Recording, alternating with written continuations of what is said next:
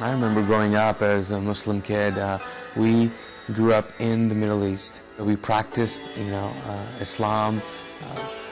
We would go pray, especially on Fridays. I remember going to the mosque on Friday. It was sort of a big deal.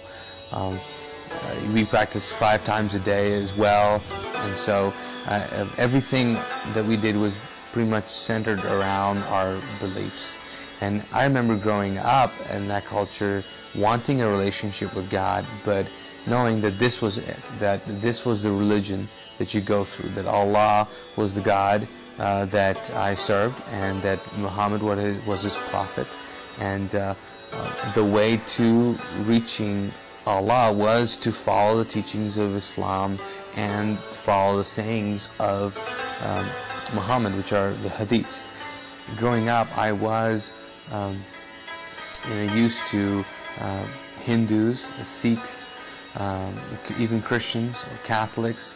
I had friends who were Hindus, close friends, and so we talked about religion, but pretty much I'd settled in my mind that since I was born and raised a Muslim, I would always remain a Muslim.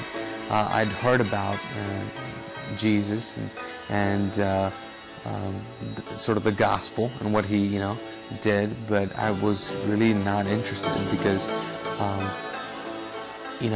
to me at the time Islam was not just a religion, it was sort of a nationality. That's who I was, and so it would be ridiculous for me to even consider changing my nationality, even though I did have reservations about certain teachings. The thing about Islam is that it really discourages questions. Questions and doubts are, not having enough faith, and so that was discouraged. My brother was in college, and so he would come, in summer vacation, and he started talking about Christianity. He brought a Bible home, and we started to have, several debates on it.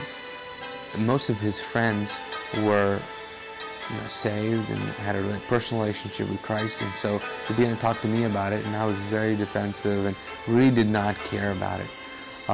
While that was going on, I was also attending a weekly meeting with my brother. They show a movie about the rapture. It really intrigued me, and they end the night with prayer. And as they close, I'm sitting in the back, and I flippantly say a prayer, which was pretty,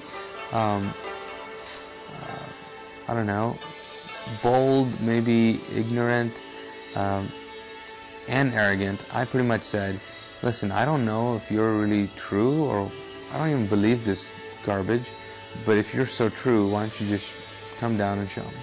That was my prayer.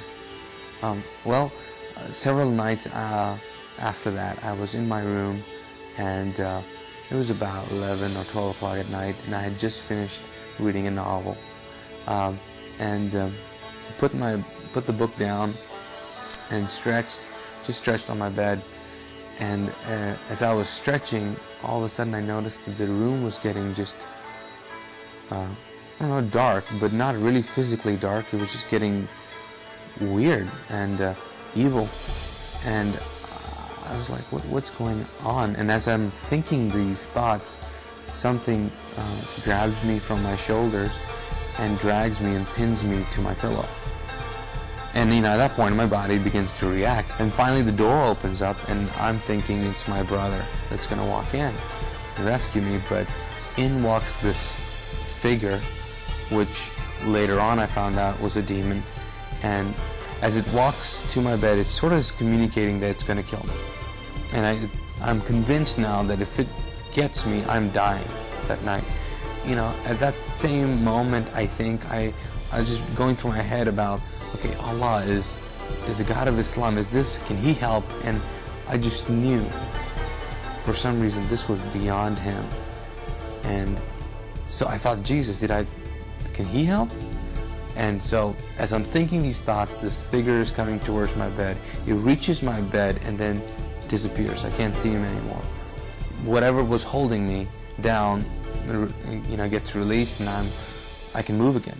So I got up from my bed and ran out of the room, woke up my brother, Mahmoud, and asked him, told him what had happened. And he at first said, "Did you have a dream?" And I said, "No, this was real, this was real." I remember still saying, "Listen, my shoulders are hurting from whatever was holding me down here." And so he began to talk to me about the whole experience, and I was like, this is great, but I am terrified, so help me out here, what's going on? And I said, I really believe this thing is going to kill me. And he said, well, there's only one person that has authority over demons and angels. And I said, who? He said, it's Jesus. And I said, okay, I'm praying to him, and whatever, sign me out, pretty much. And so that night we prayed together, and my prayer was, I don't know who you are, Jesus. I don't know if I can call you Lord, but I need your help. And I've heard that you're the only one who can save me from this and keep me from this. And so I'll give you my life, I'll give you everything I have. And then my brother prayed for me. And so after the prayer, felt better, but not, totally well. And so he said, okay, well, we'll see you in the morning, And my thought was, move over because I'm sleeping with you tonight. And he said, no, why don't you go back in that room? And I said, are you crazy? I'm not going back in that room. And he said, no, you should go back.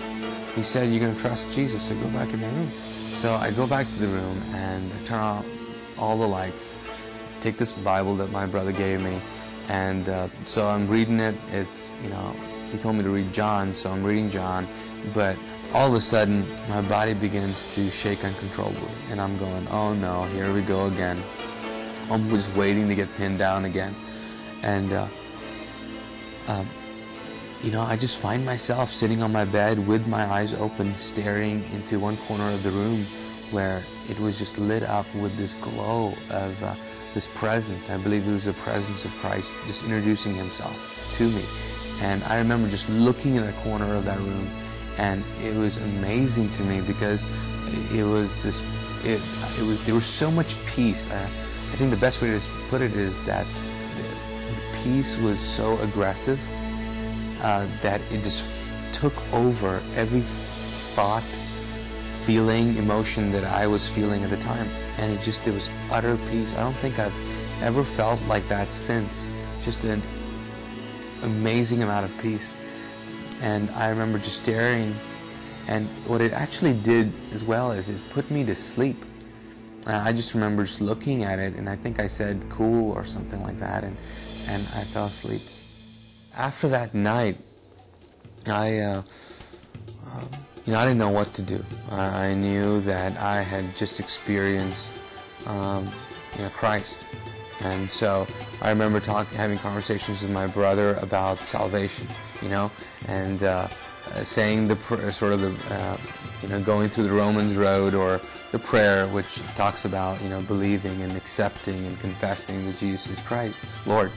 And so we kind of did that together. And then I remember even on TV when I would watch shows and they would talk about accepting Christ, I would do it again. So I think I've prayed the salvation prayer about 10 times or so.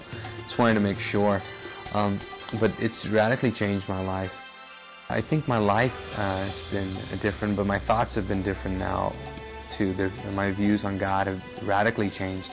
In the past, God was a far-off God in Islam, not really relational. You kind of just did the deeds, and you're in hope for the best. Even now, if you ask a Muslim, if he's going to heaven, he would say he doesn't know. It all depends. And they just say, inshallah, which means, God's will, by God's grace, it'll happen. And but now it's very different. I know I have the assurance of faith now. Before, I thought that you had to do a certain amount of things to get closer to God. Now, I cannot get any closer to God.